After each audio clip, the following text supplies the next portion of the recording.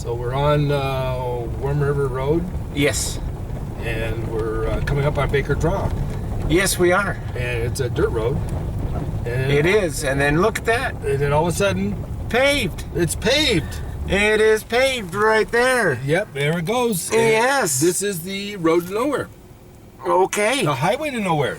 That's right. I think I've heard about this. Hi, I'm Mike Bogden, And Craig Neville. and we're coming to you from Baker Draw, which is the highway to nowhere. The highway to nowhere. The highway to nowhere. So what I've heard about that is this was built by the secret military army base that's hidden up there somewhere studying alien artifacts.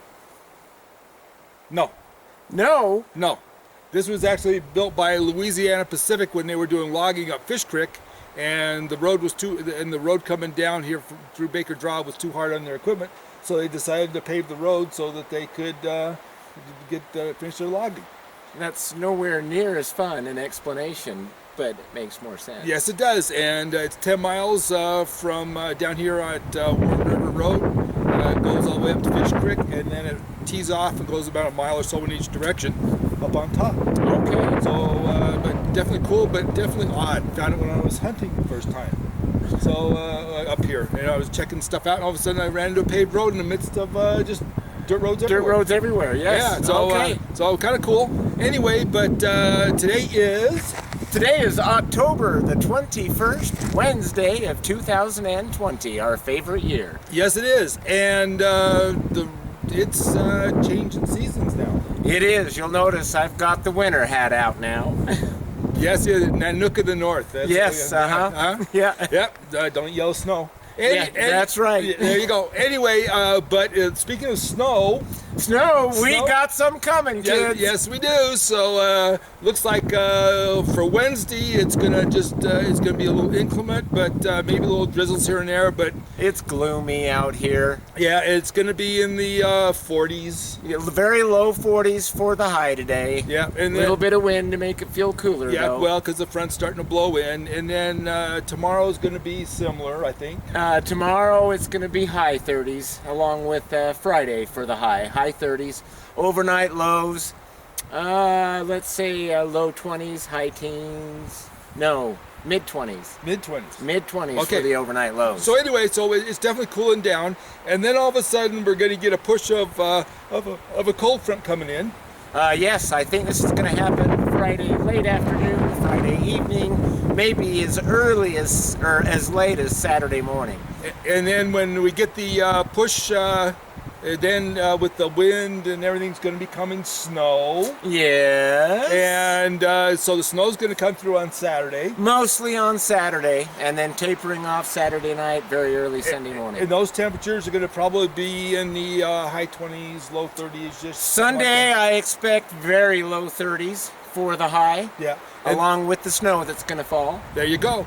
And then after that, then we're going to get a major change in temperature, because as that front moves, as the clouds move out and it gets to be clear, it's going to be cold. That's right. So Saturday night, the lows are going to be in the mid-low negative single digits. There you so go. -4, -5, -6.